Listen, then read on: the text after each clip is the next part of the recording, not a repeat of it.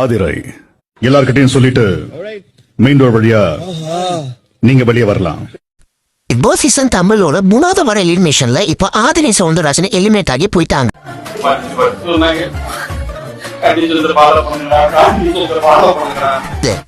ஆதிரையோட ஆட்டிடியூட்க்கு இந்த எலிமினேஷன் தேவைதான். வினோத் மூஞ்சி கிட்ட செருப்பு கொண்டு போறாங்க.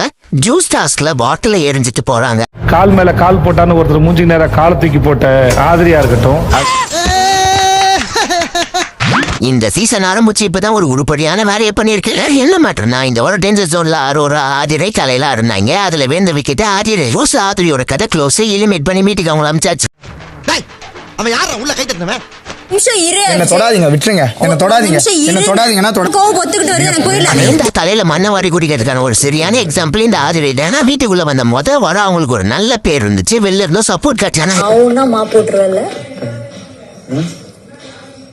தேவையில்லாத கண்ட கசமசா மேலையெல்லாம் பண்ணி அந்த நல்ல பேர் ஆதிரையை நாரச்சிக்கிட்டே ஆதிரை வீட்டுல இருக்க மாட்டாங்க. இதுக்கப்புறமா எஃப்ஜே என்ன பண்றாருன்னு பாப்போம்.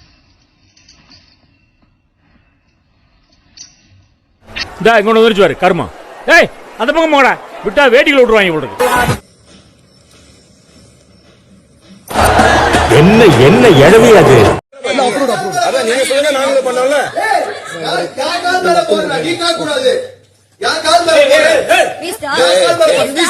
ஒத்தரசா பிள்ளைய ரொம்ப அற்புதமா வளர்த்திருக்கம்மா. ஏங்கா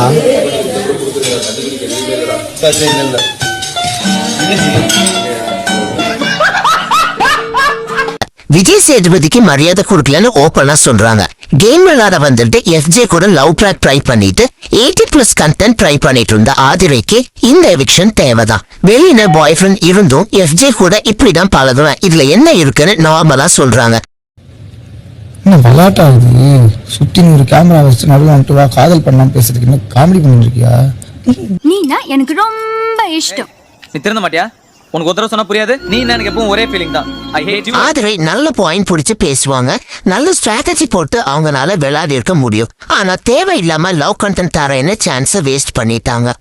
அது அவ்வளவுதான். டைம் முடிஞ்சது. வா. மறக்காம சர்ப்ரைஸ் பண்ணுங்க. Thank you. நான் உங்கள் அனைவரையும் மீண்டும் அடுத்த வாரம் சந்திக்கிறேன். நன்றி, வணக்கம்.